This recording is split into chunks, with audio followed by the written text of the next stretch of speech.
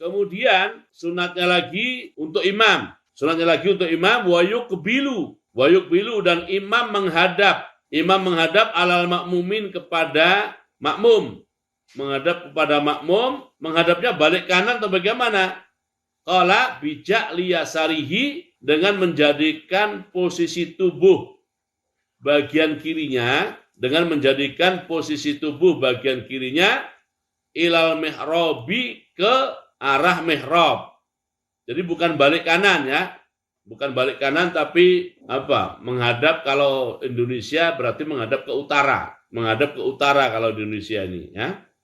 Supaya mihrabnya ada di sebelah kiri tubuhnya. Ada di sebelah kiri tubuhnya. Oke, jadi menjadikan mihrab berada di posisi sebelah kiri.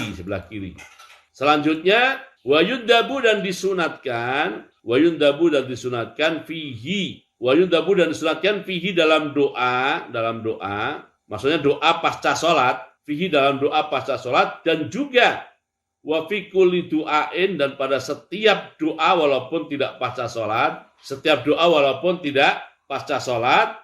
apa yang disunatkan? Raf'ul yadaini, mengangkat kedua tangan. Ya, waktu doa disunatkan mengangkat kedua tangan, lalu disunatkan lagi summa mas'ul wajhi bihima. Selesai berdoa mengusapkan kedua tangannya ke wajah. Ini sunat ya, sunat.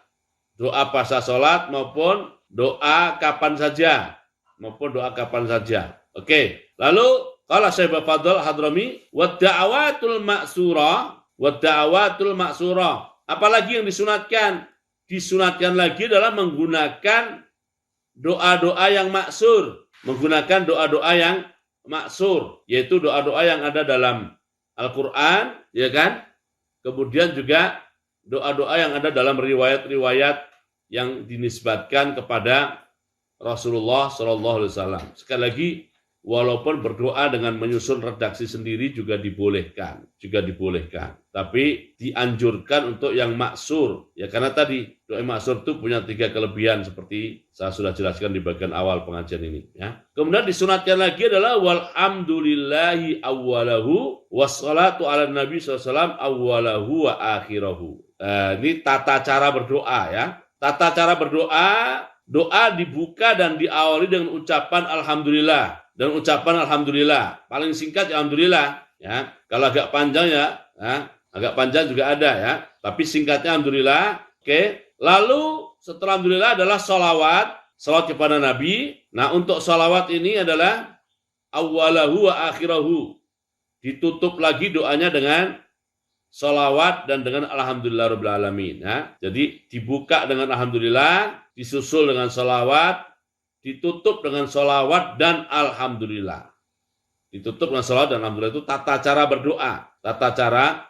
berdoa. Dan setiap kali kita alhamdulillah dan sholawat, ya bagusnya disusul dengan berdoa. Lalu ditutup dengan sholawat dan alhamdulillah lagi. Ini tentang tata cara berdoanya seperti itu ya. Minta apa saja terserah ya kepada Allah SWT. Ini tata caranya begini. Oke, jadi terserah minta apa saja kepada Allah. Nggak usah khawatir. Kenapa? Karena Allah adalah Al-Wahhab. Allah adalah apa? Udah minta apa saja kepada Allah ya. Minta apa saja kepada Allah karena Allah adalah Al-Wahhab. Zat yang maha memberi. Cuma berdasarkan surat Al-Baqarah saat cerita tentang haji, doa yang baik itu adalah doa yang memenuhi kualifikasi, yang permintaannya memenuhi kualifikasi. Rabbana atina fid dunya hasanah wa fil akhirati hasanah wa qina adzabannar. Jadi jangan hanya Rabbana atina fid dunya saja kalau berdoa. Jangan hanya Rabbana atina fid dunya saja, tapi yang fid dunya yang hasanah, fil akhirati hasanah, dan juga wa qina adzabannar ya. Jadi misalnya kalau minta rezeki jangan titik di kata rezeki, atau misalnya rezeki yang banyak jangan titik di situ. Tapi rezeki yang banyak, yang halal, yang thayyib, yang berkah gitu ya.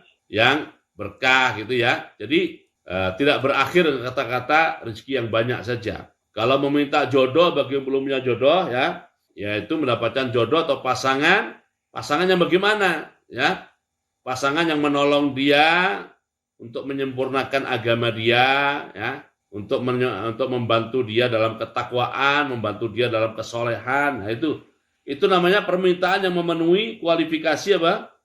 Fid dunya hasanah wa fil akhirati hasanah wa qina adzabannar, ya kan? Jadi jangan hanya Rabbana atina saja. Yang karirnya pengen naik terus, ya jangan sekedar karir naik. Tapi karir naik yang fid dunya hasanah, fil akhirati hasanah dan wa qina adzabannar, ya. Jadi minta apa saja terserah. Terserah, karena Allah adalah zat yang Al-Wahhab. Allah adalah zat yang Al-Wahhab, tetapi ingat, jangan hanya fit dunia saja, ya.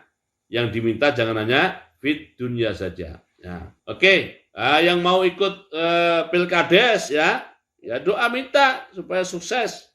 Terpilih menjadi kepala desa atau semacamnya, tapi jangan hanya berhenti di kata menjadi kepala desa, tapi jabatan kepala desa yang membawa kebaikan dia di dunia, kebaikan dia di akhirat, dan menjadi sebab bagi dia untuk terhindar dari neraka. Itu minta apa saja, tapi selalu mintanya adalah yang memenuhi kualifikasi fid dunya hasanah wa fil akhirati hasanah wa qina adzabannar. Oke, ya. Selanjutnya qala Syekh Fadl Hadrami wa an yansarifal imamu akiba salamihi idza lam yakun samma nisaun, ya. Ini untuk imam. Wa an yansarifa, dan hendaklah meninggalkan masjid atau musola. Wa an yansarifa dalam meninggalkan masjid atau musola al-imamu imam. Imam segera meninggalkan masjid musola. Ini sunat lagi, ya, akiba salamihi, pasca ia salam. Pasca ia salam. Jadi imam begitu selesai salam, zikir sebentar langsung pergi. Tapi itu berlaku idza lam yakun samma nisa, kalau tidak ada makmum perempuannya. Kalau tidak ada makmum perempuannya. Emang kenapa kalau ada makmum perempuannya? Ya makmum perempuannya suruh pergi dulu. Makmum perempuannya apa? Suruh pergi dulu. Setelah semua makmum perempuan sudah pulang, baru imamnya pergi. Gitu. Maksudnya apa? Ya supaya antara imam dengan makmum perempuannya nanti tidak ketemu di jalan. Tidak ketemu di jalan. Ini diatur nih masalah pulangnya. Nah, oke. Kalau misalnya jamaahnya tidak ada perempuan, selesai salam, imamnya suruh langsung pergi. Zikir sebentar saja, langsung suruh pergi. Kenapa? Supaya duduknya imam di masjid itu tidak bikin atau tidak menciptakan suasana tidak enak dan suasana tidak nyaman bagi makmum yang ingin pergi cepat-cepat. Kan ada makmum yang buru-buru mau pergi. Kalau makmum buru-buru mau pergi, imamnya masih ada, kan nggak enak. Nggak enak. Makanya disunatkan imamnya pergi duluan. Imamnya pergi duluan. Loh, dia pengen sholat sunat, nanti ada aturannya nanti, ya. Nanti ada aturannya. Sementara makmum bagaimana? Wayam kusul makmumu. Sementara makmum tetap diam di posisinya. Makmum tetap diam di posisinya at-tayakumal imam, sehingga imamnya sudah berdiri dan pergi. Oke. Jadi makmum tetap diam sampai imamnya berdiri. Ini kalau aturannya begitu, ya makmum yang buru-buru enak. Kalau imamnya udah pergi, ya dia pergi. Yang repot itu kalau imamnya zikirnya panjang, ya makmumnya bingung mau meninggalkan. Ya akhirnya ya sudahlah, ngabur duluan, nggak apa-apa, ya. Oke. Wayan sorifa fi jihati hajatihi. Imam dan makmum saat pergi meninggalkan masjid atau musola. Imam dan makmum saat pergi meninggalkan masjid atau musola, ke arah mana perginya? Disunatkan fi jihati hajatihi. Pergi menuju arah hajatnya. Pergi menuju apa? Arah hajatnya. Ya kalau hajatnya di utara, dia pergi langsung ke utara. Kalau hajatnya di selatan, dia langsung pergi ke selatan. Kalau hajatnya di barat, dia pergi ke barat. Kalau hajatnya di timur, dia pergi ke timur. Itu maksudnya apa? Yan sorifa fi jihati hajatihi. Wa illa, kalau tidak ada hajat, perginya kemana? Fa fi jihati yaminihi. Perginya ke arah kanan. Ini sunat, ya, tidak wajib. Kalau sekarang perginya kemana? Perginya ke arah sendal, ya. ke arah sendal di mana dia naruh. Ke arah sendal di mana dia naruh. Itu kalau ada tempat sendalnya. Tapi kalau kayak Masjidil Haram, Masjid Nabawi, sendalnya dibungkus plastik, ya udah dia bisa. Kalau ada hajat langsung menuju ke arah hajatnya. Kalau tidak ada hajat, perginya ke arah posisi sebelah kanan dirinya. Posisi sebelah kanan dirinya pada saat dia posisi menghadap ke kiblat. Saat dia posisi menghadap ke kiblat, ya. Oke. Itu sunat pasca salam. Kemudian sunat pasca salat lagi berikutnya adalah wa an yafsila bainas sunnati wal fardi bikalamin awintiqalin. Ya. Wa an yafsila, dan hendaklah memisahkan. Hendaklah orang yang salat baik imam ataupun makmum, imamnya udah pergi ya, makmum berarti. Hendaklah makmum memisahkan bainas sunnati antara salat sunat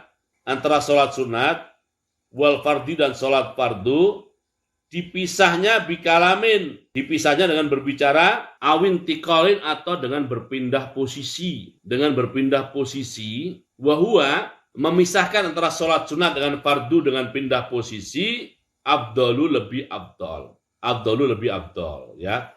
Jadi kenapa orang kalau salat sunat kalau pindah tempat? Nah, itu sunatnya begitu, dan pindah tempat itu afdal. Pindah tempat itu afdal.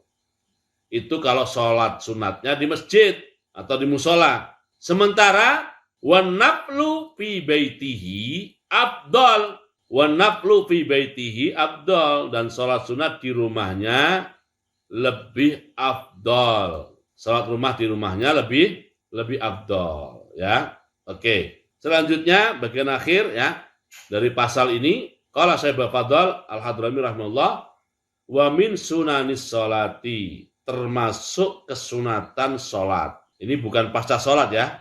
Bukan pasca sholat ini. Termasuk kesunatan sholat adalah al-khusyu'u khusyuk. Jadi khusyuk bukan rukun, ya. Tapi apa? Kesunatan. Kalau rukun, tidak ada yang sah nanti sholatnya. Tidak ada yang sah nanti sholatnya. Makanya para ulama memahaminya khusyuk itu merupakan kesunatan. Jadi sebisa mungkin kita khusyuk saat sholat. Sunat lagi apa? Sunat lagi wa tartilul qiraati, bacaan Qur'annya menggunakan metode bacaan tartil. Bacaan Qur'annya menggunakan metode bacaan tartil. Kan bacaan Qur'an itu ada tiga macam. Nah, ada bacaan tahqiq namanya. Bacaan tahqiq itu dilakukan di majelis-majelis pengajaran Qur'an. Majelis-majelis pengajaran Qur'an. Dengan maksud supaya makharij, sifat, dan hukum-hukum tajwidnya pas. Makharij, sifat, dan hukum-hukum tajwidnya bisa pas. Itu tahqiq namanya. Cuma kalau tahqiq biasanya itu kayak nggak ada lagunya begitu. Jadi kurang enak didengar. Kurang enak didengar kalau tahqiq. Lalu ada bacaan Quran namanya hadar, ngebut. Bacaan Quran namanya hadar atau ngebut. Nah, itu tidak dianjurkan pakai sholat. Nah, yang dianjurkan adalah dibaca dengan cara baca tartil. Dibaca dengan cara tartil, istilah yang berkembang di kita namanya murattal, dengan cara murattalan. Dengan cara apa?